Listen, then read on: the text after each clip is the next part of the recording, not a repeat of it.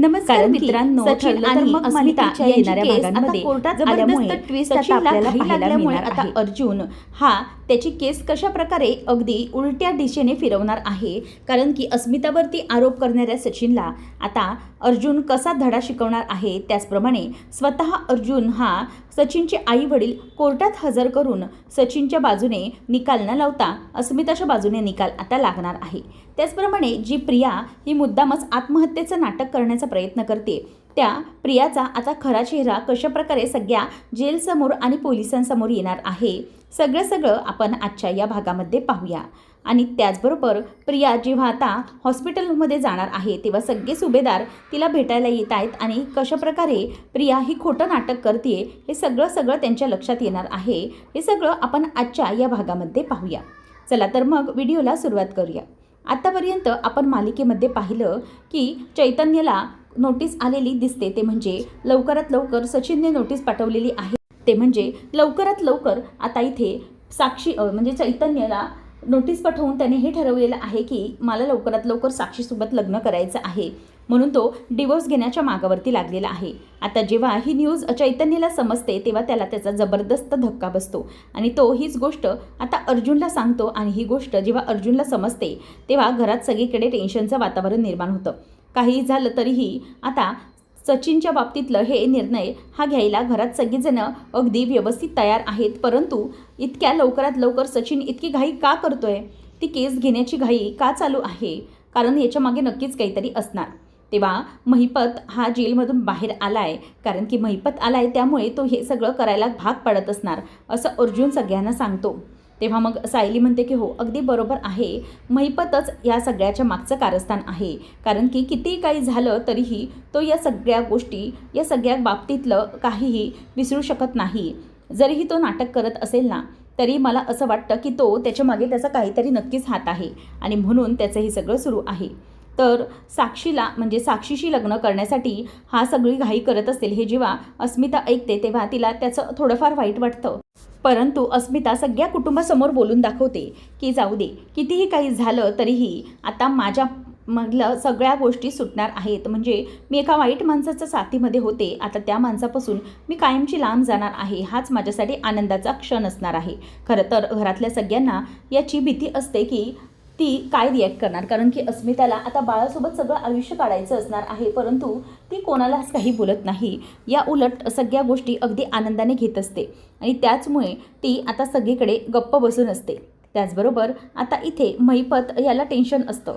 महिपत हा सचिनला म्हणतो की सचिन आता तुला एक काम करायचं आहे, ते म्हणजे तुला लवकरात लवकर आता तुझ्या त्या अस्मिताबरोबर म्हणजे सुभेदारांबरोबर एक घटस्फोट घ्यावा लागणार आहे. तेव्हा मग सचिन म्हणतो की हो अण्णा तुम्ही काळजी नका करू, मी त्याच मार्गावरती आहे, लवकरात लवकर मी तिच्याकडून घटस्फोट मिळवून घेणार आहे. म्हणजे कसं आहे ना, एकदा की घटस्फोट मिळवला की सगळ्या गोष्टी या माझ्या बाजूने होतील आणि तुम्ही काळजी करू नका, मी लवकरच साक्षीसोबत लग्नही करेन.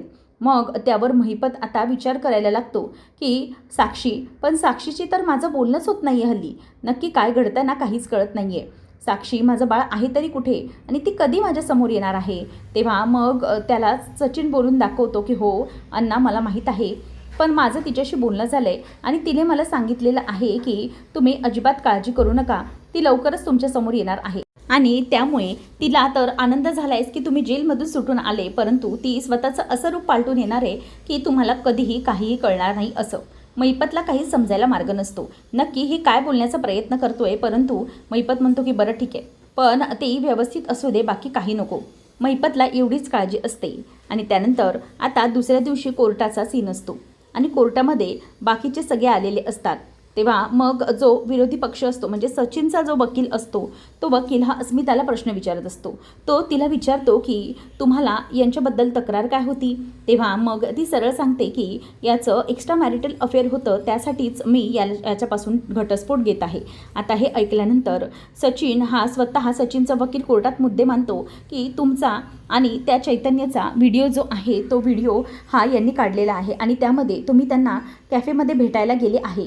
आता यांच्या विरोधात तुमच्याकडे कोणताही पुरावा आहे का. तेव्हा असं म्हटल्यानंतर तो गप्पच बसतो. अस्मिता गप्प बसते कारण की अस्मिताकडे कुठलाही पुरावा नसतो. पण त्याच वेळेला तिथे सायली उपस्थित असते. सायली उपस्थित असल्यामुळे ती पटकन विटनेस बॉक्समध्ये येते आणि म्हणते की 1 मिनिट, मी तुम्हाला सांगते की नक्की काय पुरावा आहे तो.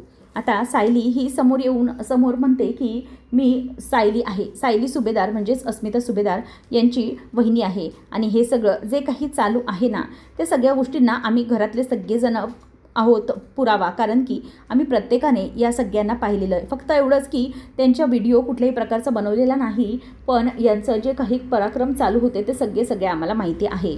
आता जज साहेब सायली जे काही बोलत असते ते सगळं ती नोट डाऊन करत असतात. आणि त्यानंतर मग आता अस्मिता म्हणते की माझ्यासारखी म्हणजे माझ्या हातात 1-2 महिन्याचं माझं बाळ आहे आणि त्या बाळाच्या बापाबद्दल खोटं बोलायला मला काहीही इंटरेस्ट नाही आहे, परंतु हा माणूस आहेच तसा. त्याने कधीही कोणत्याही प्रकारची जबाबदारी आपल्या अंगावरती घेतलेली नाही आहे. त्यामुळे मी एकच गोष्ट सांगेन की कोर्टाने मला लवकरात लवकर याच्यापासून सुटका मिळवून द्यावी. त्याबरोबर आता लगेचच वकील साहेब म्हणतात की 1 मिनिट, आम्हाला ना कोर्टाला आणि जज साहेबांना एक जरा व्हिडिओ दाखवायचा आहे. आणि त्यामुळे आता व्हिडिओ जेव्हा तो प्ले करतो त्याच वेळेला सायलीचाच व्हिडिओ पहिल्यांदा येतो. सायली त्या व्हिडिओमध्ये बोलत असते की अस्मिताताई, तुम्ही ना या माणसाला डिवोर्स देऊन टाका आणि या माणसाकडून त्या बदल्यात ना भरपूर पोटगी घ्या. आणि हे जेव्हा तो ऐकतो तेव्हा त्याला आणि बाकीच्या सगळ्यांना जबरदस्त असा धक्का बसलेला असतो. कारण की किती काही झालं तरीही सायलीने हे बोलल्यामुळे सगळ्यांसमोर सायलीची इमेज ही खराब झालेली असते. तेव्हा मग वकील साहेब विचारतात की मला सांगा की सायली मॅडम, तुम्ही हे सगळं बोललात कशासाठी बोललात? म्हणजे पोडगी म्हणजे एकच होतं ना की तुम्ही त्यांना भडकवताय आपल्या नवऱ्याच्या विरोधामध्ये? सायली म्हणते की नाही, अजिबात नाही, याला भडकवणे म्हणत नाहीत जज साहेब, याला मी खरी परिस्थिती मांडणे असं म्हणतात. कारण की हा माणूस त्या दिवशी घरात आला होता आणि नको त्या गोष्टी करायला बघत होत्या. घरामध्ये लहान बाळ आहे त्याची तर पर्वा अजिबात नाही या माणसाला, परंतु त्याने घरात भांडणं उकरून काढण्याचा प्रयत्न केला. म्हणूनच आम्ही संपूर्ण कुटुंब हे त्यांच्या बाजूने होतो, अस्मिताताईंच्या आणि या सचिनच्या विरोधामध्ये आम्ही बोलत होतो. शिवाय याने सचिनने या आमच्या अस्मिताताई आणि आमचे चैतन्य भाऊजी यांच्या विरोधात नको ते आरोप लावले. त्यामुळे आम्हाला सहन झाले नाही आणि आम्ही त्यांना हे सगळं बोलून दाखवलं. आता हे ऐकल्यानंतर जज साहेब म्हणतात की बरं ठीक आहे, ओके. आणि मग ते सायलीला बसायला सांगतात आणि सायलीने तिची बाजू पूर्णपणे सगळ्यांच्या समोर मांडलेली आहे की त्या काही एकट्या नाही आहेत, अस्मिताताई आमच्यासोबत आहेत, आम्ही सगळे त्यांच्या बाजूने उभे आहोत. एक स्त्री हे अजिबातच अबला नाही आहे. एखाद्या नवऱ्याने तिला फसवलं म्हणून तिचं कुटुंब तिला वाऱ्यावर सोडणार नाही. जज साहेब, तुम्ही तिच्या बाजूने निकाल द्या आणि त्यांना आयुष्यभराच्या या मोठ्या सचिन नावाच्या नालायक माणसाच्या तावडीतून सोडवा. जज साहेबांना सायली आता एवढीच विनंती करते आणि त्यानंतर मग आता हे झाल्यावरती सायली आता गप्प बसून आपल्या जागेवरती येते. आणि हे झाल्यानंतर आता प्रियाची मात्र वेगळीच कोंडी असते. प्रिया विचार करते की अजूनही माझ्या घरातले कसे काय आले नाही, किती काही झालं तरीही आत्तापर्यंत तरी घरातले यायला हवे होते. सगळेजण कोणीही म्हणजे पत्र पाठवलं, फोन केला, पण कशाचीच कोणाला काही नाही. तेव्हा कॉन्स्टेबल म्हणते की अगं ए बाई, तुझ्या लक्षात येतं आहे का तुझ्या घरच्यांना तुझ्या या तब्येतीविषयी किंवा तुझ्या या गरोदरपणाविषयी काहीही काडीचा इंटरेस्ट नाही आहे, त्यामुळे ते अजिबात कोणी आलेले नाही आहेत, त्यामुळे तू जरा गप्प बस. आता प्रिया ही विचार करते की नक्कीच मला काहीतरी मोठं केलं पाहिजे, कारण की जोपर्यंत मी या गोष्टीमधून सुटणार नाही ना, म्हणजे जोपर्यंत घरात कल्पना किंवा पूर्णा दोघांनापैकी कोणालाही माझ्या परिस्थितीविषयी समजणार नाही ना, तोपर्यंत या सगळ्या गोष्टी अशाच होत राहणार आहेत. आणि हे झाल्यानंतर ती आपल्या बाजूने कुठल्याही प्रकारे न बोलण्याचा निर्णय तिने घेतलेला असतो. आता समोर एक जी बाई असते ती बाई चक्कर येऊन खाली पडलेली असते आणि ती बाई चक्कर येऊन खाली पडल्यामुळे आता लगेचच कॉन्स्टेबल आणि पोलीस ओरडायला लागतात की या बाईच्या घरच्यांना बोलवावं लागणार आहे, कारण की हिची तब्येत ठीक नाही आहे म्हणून. आता असं म्हटल्यानंतर तिच्या डोक्यामध्ये विचार चालू होतात की आता आपण करायचं तरी काय. त्यामुळे मग आता प्रिया हे सगळं करत असताना प्रियाच्या डोक्यामध्ये विचार चालू होतात की जोपर्यंत माझ्या घरातले येणार नाहीत ना, तोपर्यंत माझ्यासमोर एक मोठं काहीतरी वादळ उभं करावं लागणार. जसं या बाईने केलं ना तसंच आता माझ्यासमोर एकच पर्याय आहे त्यावेळेला आता तिथेच असलेलं माठ म्हणजेच जे मडक्यातलं पाणी असतं ते मडकं आता प्रिया फोडण्याचा निर्णय घेते आणि त्यानंतर तेच मडकं फोडून त्याच्याच कवडीच्या साह्याने ती स्वतः आत्महत्या करण्याचा प्रयत्न करणार असते.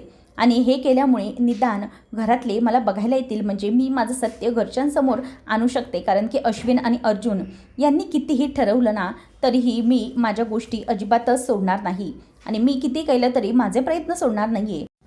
त्यानंतर मग आता अर्जुन या दुसऱ्या बाजूने केस लढत असतो. अर्जुनला आता अस्मिताला एक मोठा आळ आणलेला असतो कोर्टात सचिन आणि त्याच्या वकिलाने. ते म्हणजे की अस्मिताने तिच्या सासू सासऱ्यांना टाकलंय वृद्धाश्रमामध्ये, दीक्षित फॅमिलीला वृद्धाश्रमात टाकलंय. हे जेव्हा आता अर्जुन आणि घरच्यांना कळतंय तेव्हा त्यांना त्याचा जबरदस्त धक्का बसतोय आणि सचिन त्याचे सगळे पुरावे देखील कोर्टामध्ये त्याने हजर केलेले आहेत.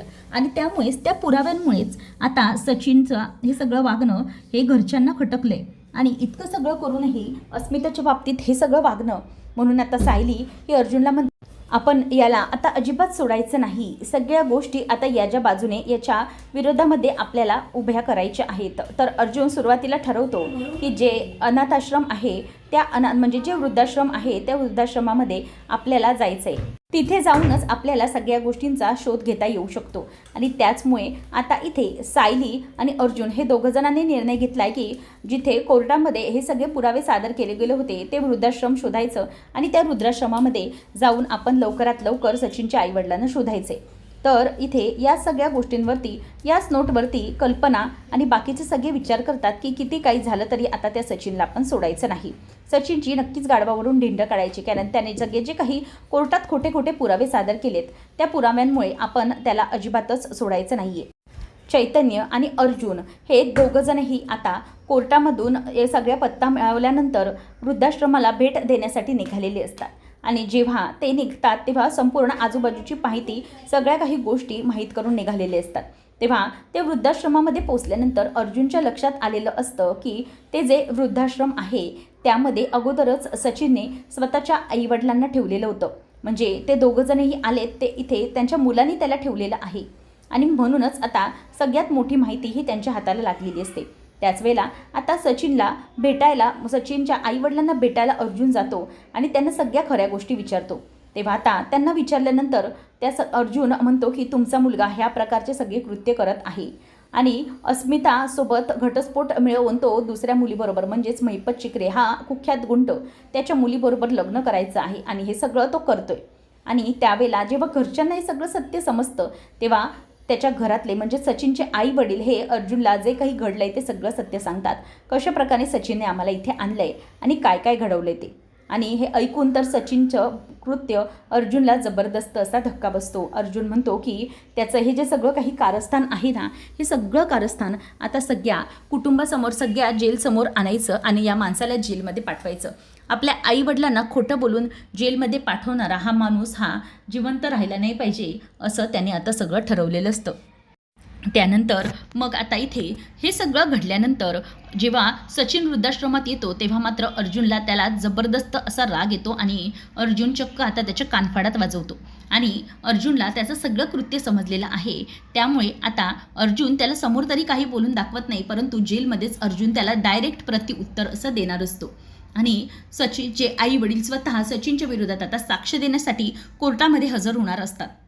आणि अर्जुनला खूप राग आलेला असतो. जे काही अस्मितावरती आरोप लावलेले असतात ते आरोप आता फेटाळण्यासाठी अर्जुन सिद्ध असतो आणि तो कोणतेही असं कृत्य करणार नसतो ज्यामुळे सचिन हा त्याच्यावरती कुठल्याही प्रकारे कोर्टामध्ये पुन्हा काही पुरावे सादर करेल. त्यानंतर इथे प्रियाने जे काही घडवून आणलेलं असतं तिने स्वतः जेलमध्ये आत्महत्या करण्याचा प्रयत्न केलेला असतो ते सगळं आता त्याच्या लक्षात येत असतं. म्हणजेच हे सगळं जे काही घडवून आणलंय या सगळ्या गोष्टींच्या मागे कशाप्रकारे प्रिया आहे आणि हे सगळं हिने मुद्दाम केलंय हे देखील आता त्यांच्या लक्षात आलेलं असतं. प्रियाच्या बाबतीत ते घडल्यानंतर पोलीस स्टेशनमधून आता घरी फोन आलेला आहे की तुमची सून म्हणजेच तन्वी सुभेदार हिने आत्महत्या करण्याचा प्रयत्न केला आहे. हे ऐकल्यानंतर घरात तर धक्का बसतोयच मोठा, परंतु अर्जुनने ज्या प्रकारे अस्मिताची बाजू सांभाळण्यासाठी काम केलं आहे त्यामुळेच सचिनचे आई वडील स्वतः कोर्टामध्ये विटनेस बॉक्समध्ये हजेरी देऊन त्या सचिनचे सगळे कृत्य कोर्टासमोर आणत आहेत की आमच्या सुनेने आम्हाला आणलेलं नाही आहे तर स्वतः आमच्या लेकाने आम्हाला टाकलेलं आहे वृद्धाश्रमामध्ये. आमची सून असं काहीही करत नव्हती. तिच्याशी आमचा जास्त संबंधही नव्हता, कारण ती माहेरी होती. पण माझा मुलगा हे या प्रकारचं कृत्य करतो हे जेव्हा मला समजलं, तेव्हा मात्र आम्ही याची साथ सोडली आहे. आणि याने स्वतः आमचं घर देखील विकलेलं आहे. आमचं घर वगैरे विकून याने आम्हाला वृद्धाश्रमात ठेवले. आता मात्र अर्जुनने हे सगळं केल्यामुळे सचिनला चांगली शिक्षा होणार असते. तर दुसरीकडे प्रिया ही पोलीस स्टेशनमध्ये हे प्रकार केल्यामुळे तिला आता हॉस्पिटलमध्ये ठेवलेलं आहे. आणि हॉस्पिटलमध्ये ठेवल्यानंतर जेव्हा संपूर्ण सुभेदार कुटुंब तिला भेटायला येते, तेव्हा प्रिया मात्र नाटक करून दाखवतेच आहे. पण आता प्रियाचं हे नाटक आहे हे सगळं अर्जुन आणि सायली यांना माहिती. त्यामुळे आता प्रियाचं हे जे बाळ आहे, या बाळाला कशाप्रकारे आता स्वीकारणार आहेत की नाही हा तर पुढचा प्रश्न राहिला. परंतु प्रियाचे हे सगळे जे काही नाटक आहे त्याला अश्विन तर भुलणार नाहीये. नेमकं पुढे सगळं काय घडणार पाहणं अगदी रंजकतेचे ठरेल. अशाच अपडेट्ससाठी चॅनलला नक्की सबस्क्राईब करा. धन्यवाद.